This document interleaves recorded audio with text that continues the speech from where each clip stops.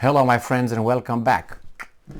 I wondered when this will happen, and this being the Russians considering naming US's actions in all this, or involvement in all this Ukraine war, as a declaration of war.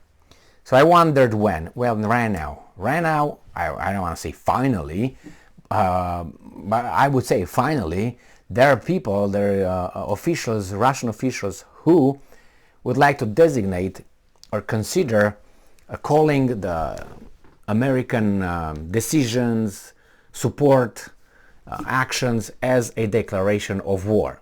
And in the same time say, well, we got nuclear weapons. Very, very dangerous.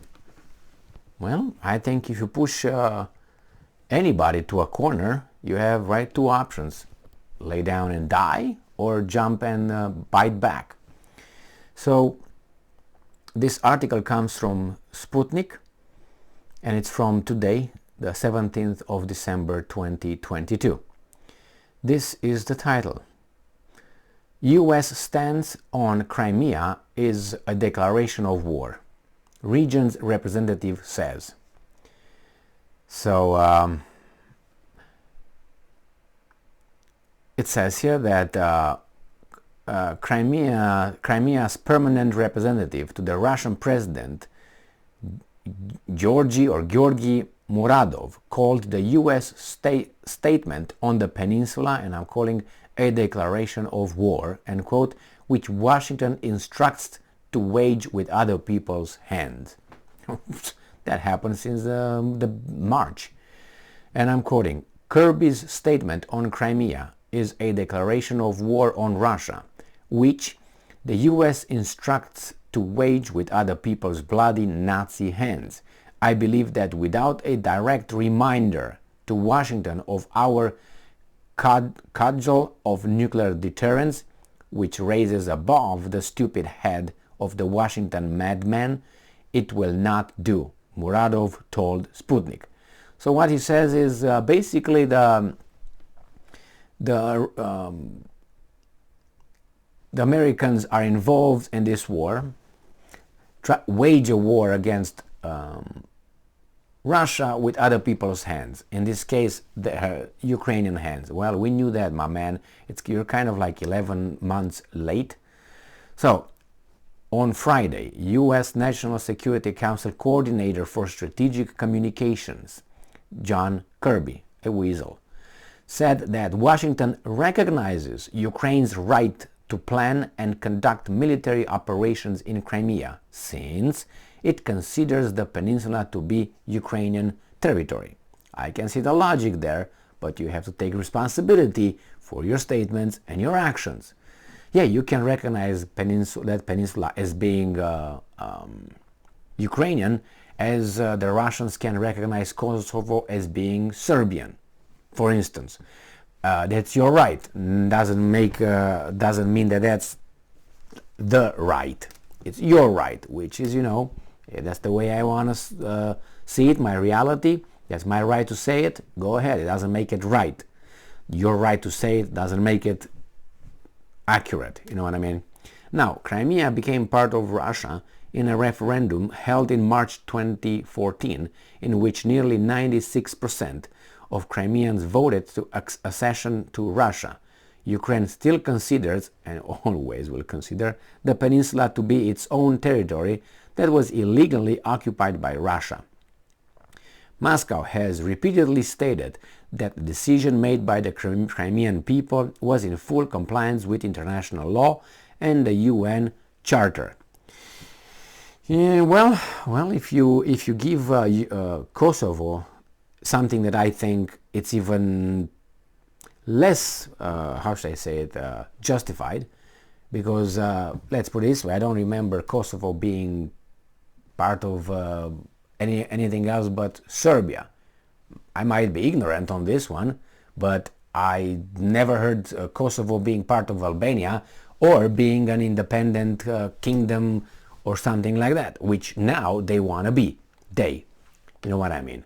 So then if that was never even part of anything else but Serbia and then Yugoslavia, then look at Crimea. Crimea was part of. Look at that! Hello, son.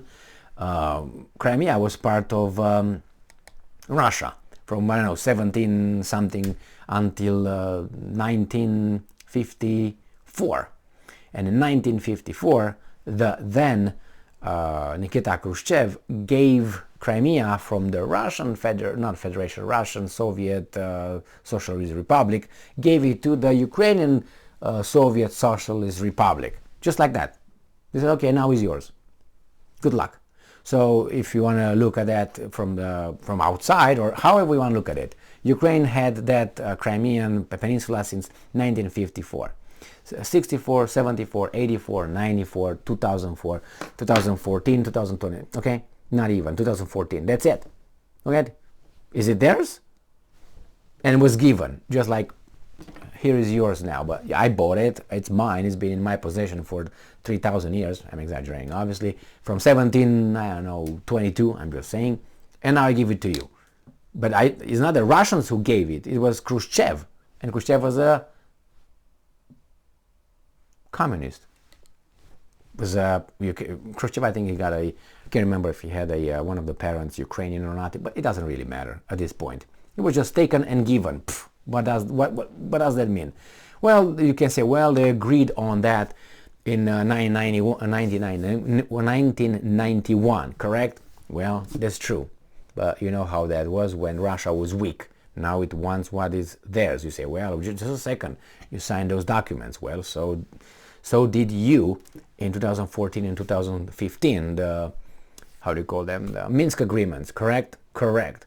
And from what someone pointed out to me, said, well, if you think about it, since the coup that was organized in 2014 in Minsk, Jesus Christ, in Kiev, how